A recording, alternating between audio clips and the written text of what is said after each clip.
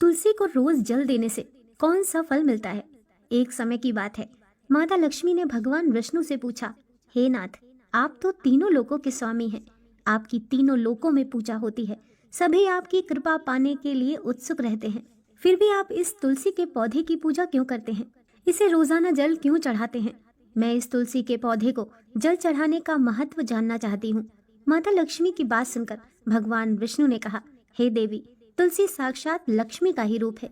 तुलसी की रोजाना पूजा करने के कई फायदे हैं और तुलसी को जो जल चढ़ाने मात्र से ही मनुष्य के कई पाप नष्ट हो जाते हैं। तुलसी को जल देने का महत्व बताने से पहले मैं तुम्हें एक बहुत ही पवित्र कथा सुनाता हूँ।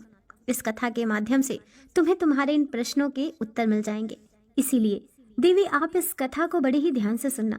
भगवान विष्णु ने कहा, हे देवी, जो भी मनुष्य सिर्फ इस कथा को ध्यान लगाकर पूरी सुन लेता है, उसे 100 वर्षों तक तुलसी को जल देने का फल प्राप्त होता है। माता लक्ष्मी ने कहा, स्वामी, मैं इस कथा को बड़े ही ध्यान से सुनूंगी। आप मुझे वह पवित्र कथा सुनाना प्रारंभ कीजिए। भगवान विष्णु ने कहा, देवी, बहुत समय पहले की बात है। किसी नगर में एक ब्राह्मण रहता था। उसका जन्म तो ब्राह्मण कुल में हुआ, लेकिन उसके कर्म नीच प्रवृत्ति के थे। वह ब्राह्मण हमेशा ही झूठ बोलता और गलत तरीके से पैसा कमाता था। उसका मन हमेशा ही बुरे कर्मों में ही लगा रहता था। वह हमेशा ही जुआ, वैश्यावृत्ति और चोरी में ही लगा रहता था। उसने अपने जीवन में कभी भी पुण्य का काम नहीं किया और शास्त्रों का अध्ययन नहीं किया। ब्राह्मण होते हुए भी कभी पूजा पाठ नहीं किया। सदैव ही उसका मन दूसरों के धन पर लगा रहता था और वह दिन में जो भी धन कमाता उसे रात्रि में जुआ और वैश्यावृत्ति में उड़ा दिया करता था। इस तरह वह ब्राह्मण अपने जीवन को पाप कर्मों में ही गुजार रहा था। उसने अपने मुख से कभी भगवान का नाम भी नहीं लिया और ना कभी देवी देवताओं का पूजन किया। इस प्रकार से पाप करते हुए उसे कई वर्ष बीत गए। फिर वह ब्राह्मण कुछ खरीदारी करने के लिए एक नगरी में जा पहुंचता है। उस नगरी के पास में गंगा बहती है और उस नदी में स्नान करने के लिए दूर दूर से लोग आया करते थे। फिर वह ब्राह्मण गंगा जी के किनारे एक आश्रम में ठहरता है। उस आश्रम में अनेक विद्वान ब्राह्मण प्रतिदिन पुराणों का पाठ तथा भगवान की भक्ति में लीन रहते थे। वह ब्राह्मण भी ढोंग करता हुआ वहीं पर उनके साथ रुक गया और उन ब्राह्मणों के साथ रहकर उसे भी भगवान का नाम लेने का अवसर मिल रहा था। वह उसी स्थान पर कुछ दिनों के लिए रुका। फिर वहां पर आए हुए लोगों ने गायों का पूजन करके ब्राह्मणों को भोजन कराया, तो उस ब्राह्मण ने भी उनके साथ बैठकर भोजन किया और भगवान का प्रसाद ग्रहण किया। वहीं पर उस आश्रम में एक तुलसी का पौधा था। वह ब्राह्मण जाने अनजाने में उस तुलसी के पौधे में पानी डालता था। उसके मन में कोई विचार नहीं था कि वह क्या कर रहा है। वह प्रतिदिन सुबह उठकर बाल्टी में पानी लेकर तुलसी के पौधे में डालता था। ये उसका रोजाना का नियम बन गया। फिर एक दिन की बात है, वह आश्रम में सोया हुआ था। तभी अचानक उसके पास एक काला सर्प आया और उस काले सर्प ने उसे नींद में ही डस लिया और थोड़ी ही देर में उस ब्राह्मण की नींद में ही मृत्यु हो गई। और जब सुबह दूसरे ब्राह्मणों ने उसे इस अवस्था में देखा तो उन्होंने उसके मुख में तुलसी पत्र और तुलसी का जल डाल दिया। फिर उन ब्राह्मणों को पता चला कि उसकी तो मृत्यु हो चुकी है। तब वहां पर यमदूत आते हैं और उस ब्राह्मण को पकड़कर यमलोक ले जाने लगते हैं।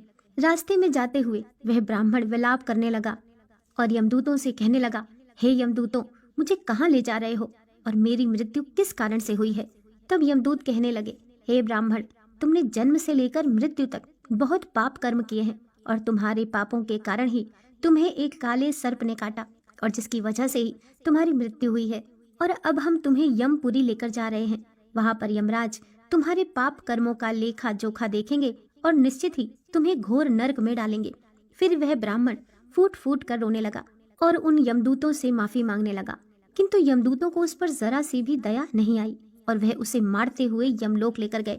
जब यमदूत उस ब्राह्मण को लेकर यमराज के सामने उपस्थित हुए तो यमराज के पास बैठे हुए चित्रगुप्त ने उस ब्राह्मण के कर्मों का लेखा जोखा निकाला और यमराज से कहने लगे, हे धर्मराज, इस ब्राह्मण ने तो अपने पूरे जीवन भर पाप ही पाप किए हैं। इसने इसके जीवन में कभी पुण्य का काम नहीं किया है।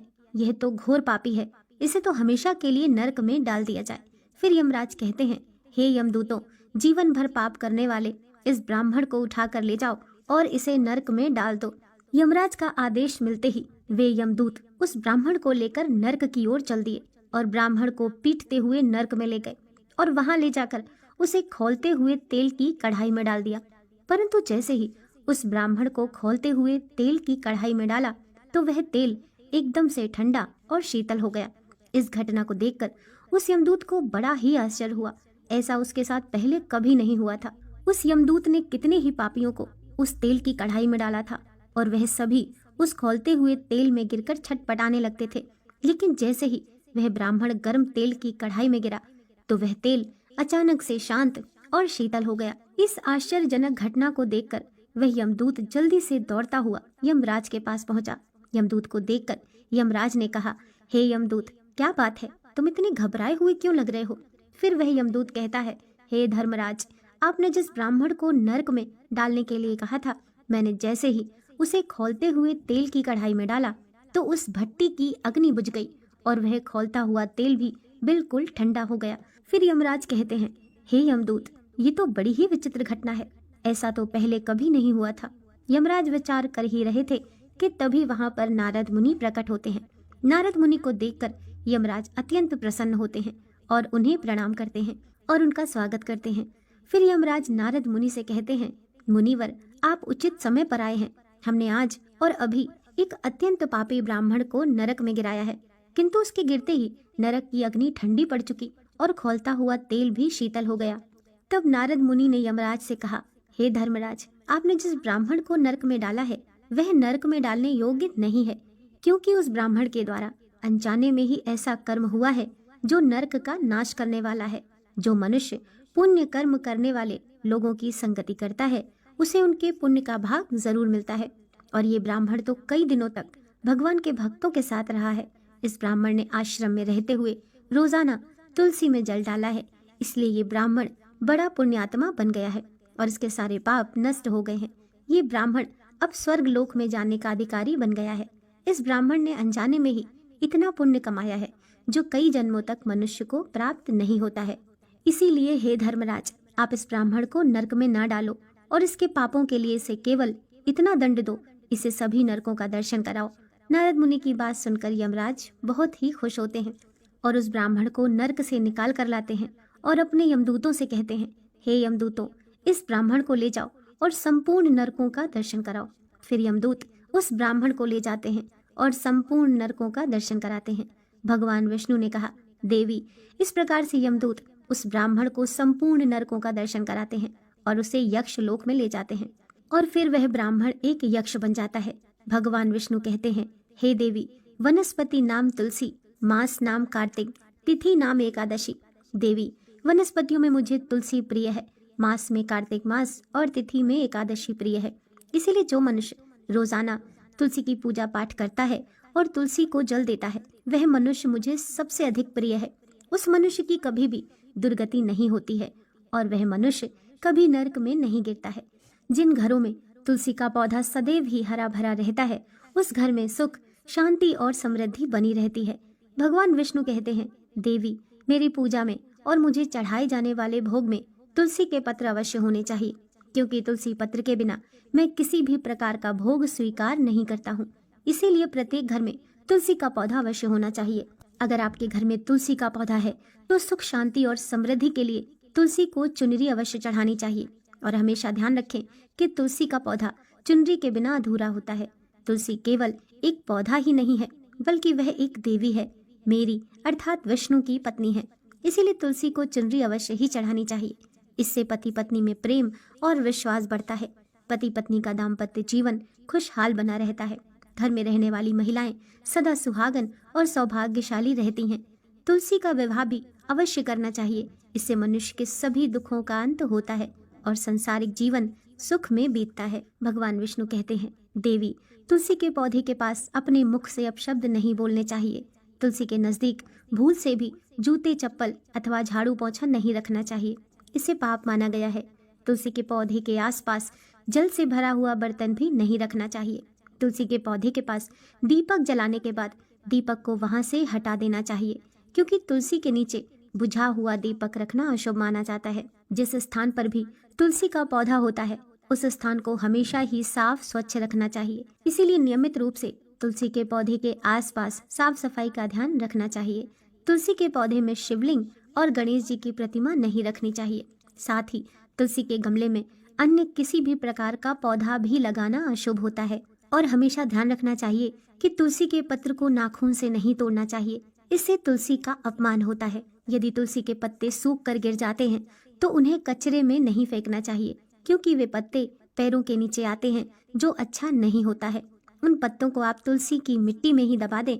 और रविवार के दिन तुलसी के पत्ते नहीं तोड़ने चाहिए और रविवार को तुलसी को जल भी नहीं चढ़ाना चाहिए। बाकी सभी दिन तुलसी को सुबह स्नान से निवृत्त होकर जल देना चाहिए और शाम के समय एक दीपक जलाना चाहिए।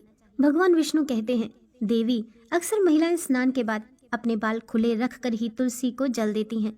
ऐसा करना गलत होता है। महिलाओं को हमेशा ही अपने बाल बांधकर माथे पर सिंदूर लगाकर ही तुलसी में जल देना चाहिए।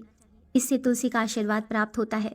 घर में तुलसी का पौधा लगाते समय ध्यान रखें कि इसके लिए गंदी मिट्टी का उपयोग नहीं करें, साफ स्वच्छ मिट्टी का ही उपयोग करना चाहिए। इससे तुलसी माँ रूठ जाती हैं और सूखने लगती हैं। घर में तुलसी का पौधा कभी सूखना नहीं चाहिए। शास्त्रों में ऐसी मान्यता है कि तुलसी का पौधा सूखना अकाल मृत्यु की सूचना देता है। घर में तुलसी का पौधा सूख जाए तो घर के सुख समृद्धि खत्म हो जाती है। सूखी हुई तुलसी में माँ लक्ष्मी का वास नहीं होता है। भगवान विष्णु कहते हैं, शास्त्रों के अनुसार मासिक धर्म के दौरान महिलाओं को तुलसी के पौधे में पानी नहीं डालना चाहिए और तुलसी को स्पर्श करना भी वर्जित है। भगवान विष्णु कहते हैं, नित्य तुलसी के दर्शन से मनुष्य को स्वर्ग की प्राप्ति होती है और तुलसी पत्र के सेवन से उसके सभी पाप नष्ट हो जाते हैं। तुलसी का पौधा हमेशा घर के सामने लगाना चाहिए। इसे पूर्व अथवा उत्तर दिशा में लगाना सबसे अधिक शुभ होता है। शास्त्रों में कहा गया है, जिन पौधों से हरी भरी कलियों की उत्पत्ति ना हो, उसके स्थान पर कांटे निकलते हों, तो ऐसे पौधे को तुलसी के पास कभी भी नहीं रखना चाहिए। शास्त्रों में केले के पौधे का विशेष महत्व बताया गया है। अगर तुलसी के पास केले का पौधा लगा देते हैं तो कई गुना अधिक लाभ प्राप्त होता है। केले के पौधे में देवी स्वयं मेरा वास होता है। इसे तुलसी के पास लगाने से घर में सुख समृद्धि आती है। तुलसी के पौधे में शालिग्राम भी अवश्य रखना चाहिए। तुलसी के गमले में शालिग्राम रखने से तुलसी का और भी अधिक शुभ प्रभाव आपको देखने को मिलेगा। शालिग्राम मेरा ही निराकार रूप है। यह काले रंग का पत्थर होता है, जिससे विलक्षण और मूल्यवान माना गया है। इसे अगर तुलसी के गमले में रखेंगे तो आपके घर से संपूर्ण नकारात्मक ऊर्जा नष्ट हो जाएगी। घर में केवल एक ही शालिग्राम की पूजा करनी चाहिए। भगवान विष्णु कहते हैं, देवी, मेरी मूर्ति से कहीं ज्यादा उत्तम होता है शालिग्राम की पूजा करना। शालिग्राम को चंदन लगाकर उस पर एक तुलसी पत्र रखना चाहिए। प्रतिदिन शालिग्राम को पंचामृत से स्नान कराना चाहिए। ऐसा करने से मनुष्य के सभी जन्मों के पाप नष्ट होते हैं। शालिग्राम सकारात्मक और सात्विकता का प्रतीक होता है।